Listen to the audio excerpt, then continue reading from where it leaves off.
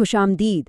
آج کے اس خاص تجزیاتی جائزے میں ہم ایک بہت ہی تفصیلی عوامی سوال و جواب کے سیشن کو بالکل آسان اور واضح شکل میں پیش کر رہے ہیں۔ مقصد بالکل سیدھا سا ہے، وہ جو بکھرے ہوئے پیچیدہ اور مشکل فقہی تصورات ہوتے ہیں نا، انہیں ایک انتہائی منظم اور آسان فہم انداز میں سمجھا جائے۔ تو چلیے سیدھا موضوع پر آتے ہیں۔ اس ساری طویل گفتگو کو آسانی سے سمجھنے کے لیے ہم نے اسے ان 5 اہم حصوں میں بانٹ دیا ہے: عقائد اور ایمان، عبادات کے اصول، خاندانی اور سماجی معاملات، پھر کچھ مالیاتی امور اور آخر میں آج کل کے عصری مسائل۔ تو شروعات کرتے ہیں پہلے حصے سے، یعنی عقائد اور ایمان۔ یہ وہ بالکل بنیادی تصورات ہیں جن کی بنیاد پر ہماری باقی ساری عمارت کھڑی ہے۔ اب اس واقعے پر ذرا غور کریں۔ صحیح بخاری میں سیدنا عاصم بن ثابت رضی اللہ عنہ کی شہادت کا جو واقعہ ملتا ہے، وہ ہمیں انبیاء کے علم کی حدود کے حوالے سے ایک بہت ہی گہرا سبق دیتا ہے۔ جب انہیں شہید کیا جانے لگا تو انہوں نے کیا کیا؟ انہوں نے براہ راست اللہ سے دعا کی کہ ان کے حالات کی خبر نبی کریم تک پہنچائی جائے۔ اس ایک واقعے سے 3 بڑی اہم باتیں بالکل کھل کر سامنے آ جاتی ہیں۔ پہلا یہ کہ اللہ کے سوا کوئی بھی ہر جگہ حاضر و ناظر نہیں ہے۔ دوسرا، غیب کا علم صرف اللہ کے پاس ہے اور باقی سب کے لیے محدود ہے۔ اور تیسری، سب سے اہم بات، وفات پا جانے والوں سے براہ راست مدد، جسے ہم استمداد کہتے ہیں، وہ طلب نہیں کی جاتی۔ اب یہاں ایک بہت ہی دلچسپ ترتیب دیکھیے۔ قرآن مجید میں عذاب کے 4 بالکل مختلف مراحل کی صراحت ملتی ہے، جس سے عذاب قبر یا برزخ کا جو تصور ہے وہ شیشے کی طرح صاف ہو جاتا ہے۔ یہ ایک پورا سلسلہ ہے جو دنیاوی زندگی سے شروع ہوتا ہے، پھر ٹھیک موت کے وقت کا مرحلہ آتا ہے، اس کے بعد برزخ یعنی قبر کا مرحلہ، اور آخر میں روز قیامت کا وہ حتمی اور بڑا عذاب۔ خیر، اب ہم اپنے دوسرے حصے کی طرف بڑھتے ہیں: عبادات کے اصول اور ہمارے روزمرہ کے شرعی فرائض۔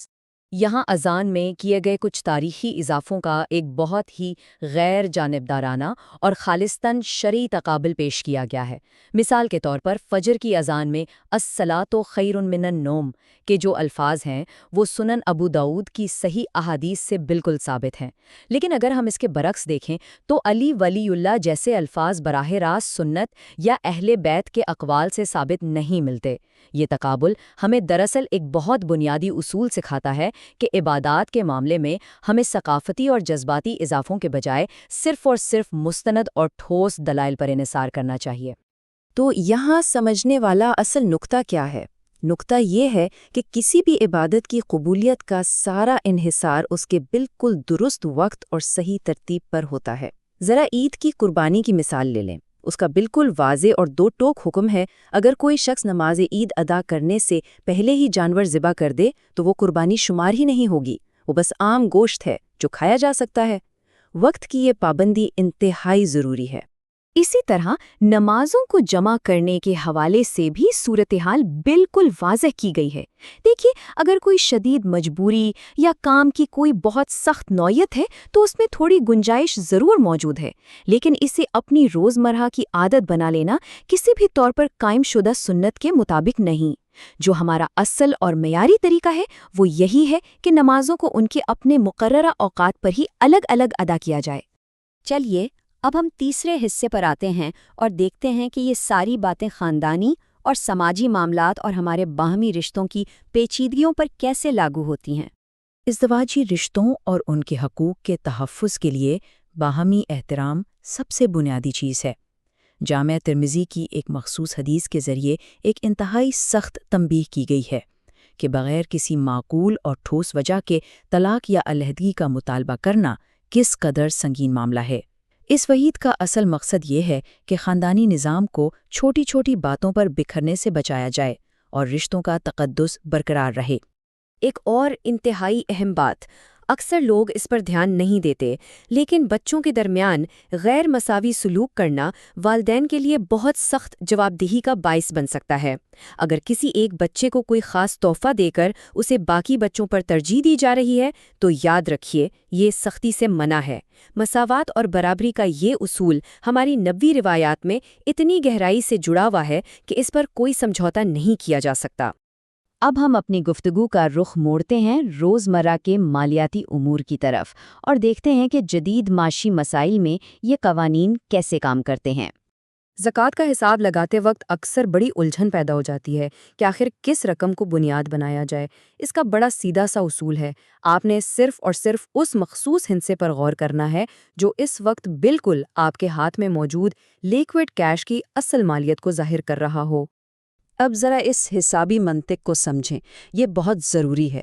فرض کریں کہ 50 لاکھ روپے کا کیش اس وقت ہاتھ میں موجود ہے اور مزید 40 لاکھ روپے مارکیٹ میں کسی کو ادھار دیے ہوئے ہیں، تو زکوٰۃ کس پر لگے گی؟ زکوٰۃ صرف اسی 50 لاکھ پر عائد ہوگی جو ہاتھ میں ہیں۔ دیے گئے قرض کی وجہ سے موجودہ کیش پر زکوٰۃ کی ذمہ داری سے بچا نہیں جا سکتا، یعنی وہ رقم اس میں سے مائنس نہیں کی جائے گی۔ یہاں ایک اور بہت باریک لیکن اہم فرق واضح کیا گیا ہے۔ بحران کے دوران ضروری اشیاء خورد و نوش جیسے اناج یا گوشت، ان کی ذخیرہ اندوزی کرنا یعنی ہورڈنگ کرنا بالکل حرام اور سختی سے منع ہے۔ لیکن اس کے بالکل برعکس اگر ہم عام اور معیاری عالمی کرنسیوں کی بات کریں جیسے سونا ہو گیا یا ڈالر، تو ان کو اپنے پاس محفوظ رکھنا عام طور پر جائز مانا جاتا ہے، اللہ یہ کہ ریاست کی طرف سے اس پر کوئی خاص پابندی لگی ہو۔ اور اب ہم پہنچ چکے ہیں اپنے 5ویں اور آخری حصے پر، عصری مسائل۔ اس میں ہم جدید دور کی کچھ دلچسپ الجھنوں اور ان کے تاریخی تناظر کا جائزہ لیں گے۔ جغرافیائی اور تاریخی لحاظ سے غیر ملکی فوجی اڈوں کا جو پس منظر ہے، اس سے اس ٹائم لائن سے سمجھنا کافی دلچسپ ہے۔ بات ہے سن 1944 کی، جب بڑے پیمانے پر تیل کی دریافت ہوئی۔ پھر اس وقت کے نئے قبائلی نظام کو جو سیکیورٹی خطرات لاحق تھے، انہوں نے ان دفاعی معاہدوں کو جنم دیا۔ تو اگر ہم اس پورے تاریخی تناظر کو دیکھیں تو یہ معاہدے کسی جارحانہ اتحاد کے لیے نہیں، بلکہ اندرونی اور بیرونی خطرات کے خلاف خالصتاً ایک دفاعی اقدام کے طور پر سامنے آئے تھے۔ آج کل سائنسی دنیا میں ملٹی ورس اور سیمولیشن جیسی تھیوریز کا بڑا چرچا ہے، لیکن سچ تو یہ ہے کہ یہ نظریات ابھی تک محض تجریدی اور خیالی تصورات ہیں جو ثابت نہیں ہو سکے۔ اور اہم بات یہ ہے کہ یہ تصورات کسی بھی صورت ہماری اس مادی کائنات کے ان گہرے، حیرت انگیز اور قابل مشاہدہ معجزات کی اہمیت کو کم نہیں کر سکتے، جو ہر وقت ہمارے سامنے موجود ہیں اور خالق کے وجود کی سب سے بڑی اور واضح دلیل ہیں۔ اب کچھ روزمرہ کی الجھنوں پر تیزی سے نظر ڈالتے ہیں، جیسے جانوروں کا معاملہ لے لیں۔ کسی بھی جانور کو بلا وجہ موت کی نیند سلانا یعنی یوتھنائز کرنا اس کی سختی سے ممانعت ہے، الا یہ کہ وہ جانور کسی کے لیے کوئی بہت واضح اور سنگین خطرہ بن جائے۔ اور اسی طرح ایک اور عام سوال، تو معروف شرعی حدود کے اندر رہتے ہوئے غیر مسلمانوں کے ساتھ سماجی تعلقات رکھنا اور دوستی کرنے کی بھی مکمل اجازت ہے۔ جب بھی کوئی مشکل وقت آتا ہے یا کوئی تنازع کھڑا ہوتا ہے تو ذہن میں ایک انتہائی اہم سوال ابھرتا ہے، آخر اس روحانی عقیدے اور ہمارے دنیاوی اقدام کے درمیان توازن کیسے قائم کیا جائے؟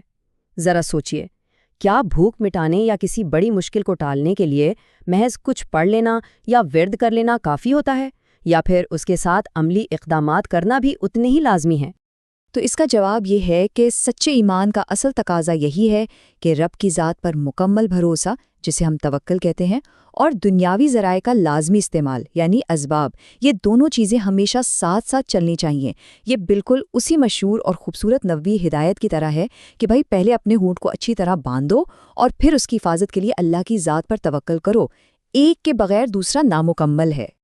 اگر ہم اس سارے سیشن کا نچوڑ نکالیں تو ان تمام مباحث کا ایک ہی بالکل بنیادی اور مرکزی خیال نکل کر سامنے آتا ہے، اور وہ یہ کہ انسان کی تمام تر محبتوں، اس کی وفاداریوں اور عبادات کا جو حتمی اور واحد محور ہے، وہ صرف اور صرف خالق کائنات کی ذات ہونی چاہیے۔